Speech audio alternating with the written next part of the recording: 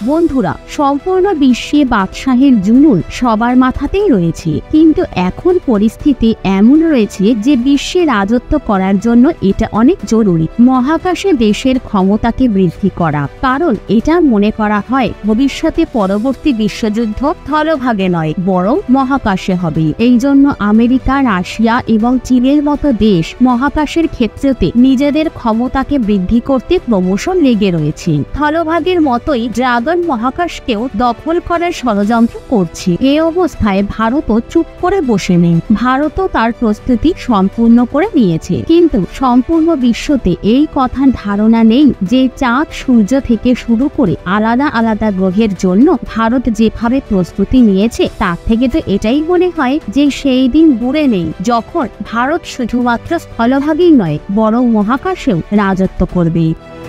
বন্ধুরা, মিশন আদিত্য এর-1 হোক, চন্দ্রযান মিশন বা কথা গগনযানের হোক, ভারত কোনো জায়গাতেই থেমে যাবে না। তারা ক্রমাগতই এই দেশ মহাকাশ সেক্টরে নিজেদের ক্ষমতাকে বৃদ্ধি করার জন্য লেগেই থাকবে। বিশ্বের পঞ্চম সবচেয়ে বড় আর্থিক শক্তি ভারতের উড়ান অনেক বড় হতে চলেছে। এর ধারণা এই বিষয় থেকে করা যেতে পারে যে বিশ্বের বিভিন্ন দেশ মিশনকে সফল করার জন্য ভারতের দিকে অগ্রসর হচ্ছে। ভারত থেকে ভালো ইনকামও করছে। আপনি জেনে আশ্চর্য হয়ে যাবেন যে ভারত এ বিষয়ে মহাশক্তি রাশিয়াকেও, যে ভারতের বন্ধু, তাকেও পেছনে ফেলে দিয়েছে। আর ভারতের সফলতায় জিনপিং এর চিন্তার মূল কারণ। আপনি এখন ভাবছেন রাশিয়ার মতো শক্তিশালী দেশকে ভারত কিভাবে ছটকা দিয়ে দিল। বন্ধুরা, আমি আপনাদের বলে রাখছি, আমেরিকার এজেন্সি ইউএস অ্যাস্ট্রোফিজিস্টের রিপোর্ট অনুযায়ী ইউক্রেনের ওপর 2022 সালে আক্রমণ করার পর থেকে রাশিয়া, ইউরোপ এবং অন্যান্য দেশের থেকে স্যাটেলাইট লঞ্চ করার 90% পর্যন্ত অর্ডার হারিয়ে ফেলেছে। ইউরোপীয় দেশ স্যাটেলাইট লঞ্চ করার জন্য অনেকটা পর্যন্ত রাশিয়ার ওপর নির্ভরশীল ছিল। আর রাশিয়ান মহাকাশযান অনেক বছর ধরেই ইউরোপীয় স্যাটেলাইটকে মহাকাশে পাঠিয়ে এসেছে। কিন্তু ইউক্রেন যুদ্ধ শুরু হওয়ার পর থেকে ইউরোপিয়ান দেশগুলি নিজেদেরকে রাশিয়ার থেকে দূরে সরিয়ে নিয়েছে। আমেরিকার এজেন্সির তথ্য অনুযায়ী, যে তথ্যকে প্রকাশ করা হয়েছে যে ইউরোপিয়ান দেশগুলি খুব দ্রুত গতিতে রাশিয়া থেকে দূরত্ব বজায় রাখা শুরু করে দিয়েছে, যার জন্য রাশিয়ার পাওয়া অর্ডারগুলিতে ভারী কমতি লক্ষ্য করা গেছে। বন্ধুরা, আপনি জেনে আশ্চর্য হয়ে যাবেন 2021 সালে রাশিয়া, ব্রিটেন এবং অন্যান্য দেশের জন্য 35টি স্যাটেলাইটকে লঞ্চ করেছিল, কিন্তু 2022 সালে এই সংখ্যা কমে শুধুমাত্র 2টি হয়ে গিয়েছিল। আর অন্যদিকে 2023 সালে রাশিয়া ইউরোপিয়ান দেশের শুধুমাত্র 3টি স্যাটেলাইটকে লঞ্চ করেছে। এছাড়াও ইউক্রেন যুদ্ধ শুরু হওয়ার পরে রাশিয়ার বিরুদ্ধে লাগানো আমেরিকান এবং ইউরোপিয়ান নিষেধাজ্ঞার জন্য রাশিয়ান স্পেস সেক্টরে ভারী মাত্রায় ক্ষয়ক্ষতি লক্ষ্য করা গেছে। আর রাশিয়ান মহাকাশ এজেন্সি রসকসমসের ভারী ক্ষয়ক্ষতি লক্ষ্য করা গেছে। 2018 সালে রসকসমসের রাজত্ব 32.2 আরব রুবেল থেকে কমে 2021 সালে শুধুমাত্র 10.5 আরব রুবেল হয়ে গেছে, যেটা পরবর্তী বছরে আরো কমতি হওয়ার আশঙ্কা করা হচ্ছে। এই তথ্য থেকে জানা যায় রাশিয়ান মহাকাশ এজেন্সি কতটা আর্থিক সংকটে রয়েছে, কারণ তাদের ইনকামের সবচেয়ে বড় স্রোত বিদেশিদের ওপর নির্ভরশীল ছিল। আসলে রাশিয়াতে হওয়া এই ক্ষয়ক্ষতির দুর্দান্ত ফায়দা এখন ভারত পাচ্ছে। আর রিপোর্টে বলা হয়েছে রাশিয়ান অর্ডার ক্যান্সেল হওয়াতে ভারতের জন্য স্পেস সেক্টরে নিজেদের আধিপত্যকে মজবুতির সঙ্গে বাড়ানোর জন্য একটি বরদান স্বরূপ প্রমাণ হয়েছে। ভারতের জন্য জরুরি ইনফ্রাস্ট্রাকচারকে খুব দ্রুত গতিতে বিকশিত করেছে।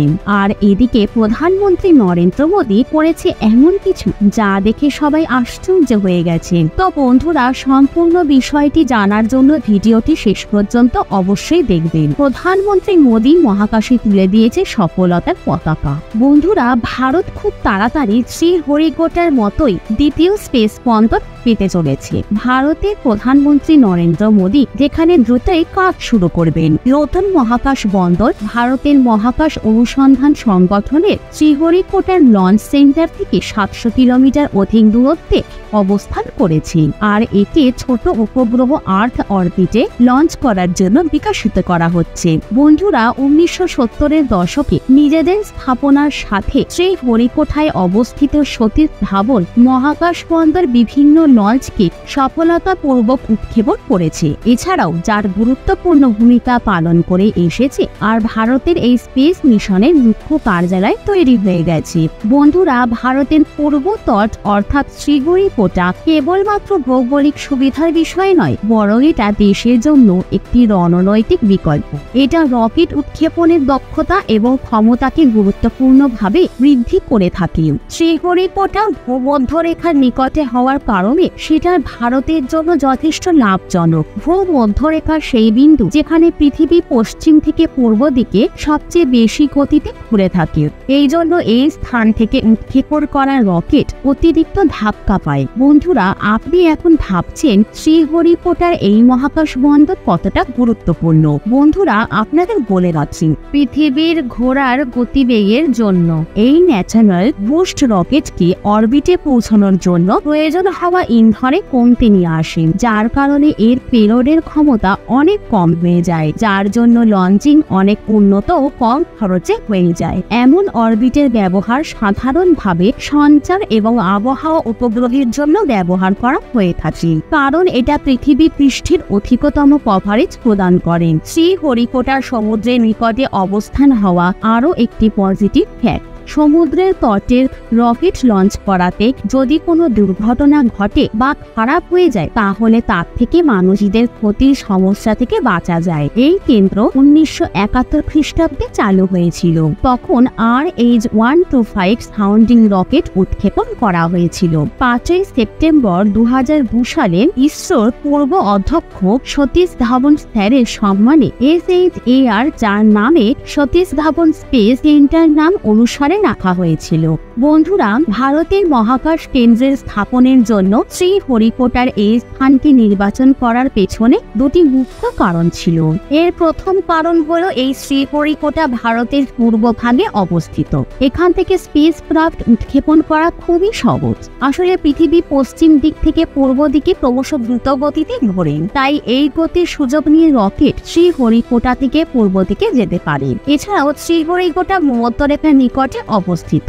এখানে পৃথিবীর গতি সবচেয়ে অধিক। আর অন্যদিকে এই শ্রীহরিকোটা সমুদ্রের তটে রয়েছে, যার পূর্ব ও দক্ষিণ দিকে বাংলার বিশাল সমুদ্র রয়েছে। এ অবস্থায় যদি কোনো রকম দুর্ঘটনা ঘটে, তাহলে মিশনের বজ্র পদার্থ সমুদ্রতে পড়া সুরক্ষিত হবে। এর সাথেই এই জায়গাটি জনবসতি থেকে অনেক দূরে অবস্থান করেছেন। তো বন্ধুরা, এখন প্রশ্ন এটা যে এত সুযোগ সুবিধা থাকার সত্ত্বেও ভারতের নতুন মহাকাশ বন্দরের প্রয়োজনীয়তা কেন হচ্ছে? বন্ধুরা, আমি আপনাদের বলে রাখি, থুথপুরীর সমুদ্রের তটের নিকট রকেটকে সোজা দক্ষিণ দিকে লঞ্চ করার জন্য একটি আদর্শ স্থান। শ্রীহরিকোটা থেকে এই ধরনের দক্ষিণমুখী মিশন লঞ্চ সম্ভব নয়, কারণ রকেটকে শ্রীলঙ্কার চারিদিক থেকে উৎক্ষেপণ করতে হয়। এই জন্য রকেট থুথুপুরি থেকে সোজা বক্ররেখা অনুসারে উৎক্ষেপণ করতে সক্ষম হবে, যেটা তাদের ভারী পেলোডকে বহন করতে সহায়ক হবে। থুথুপুরিকে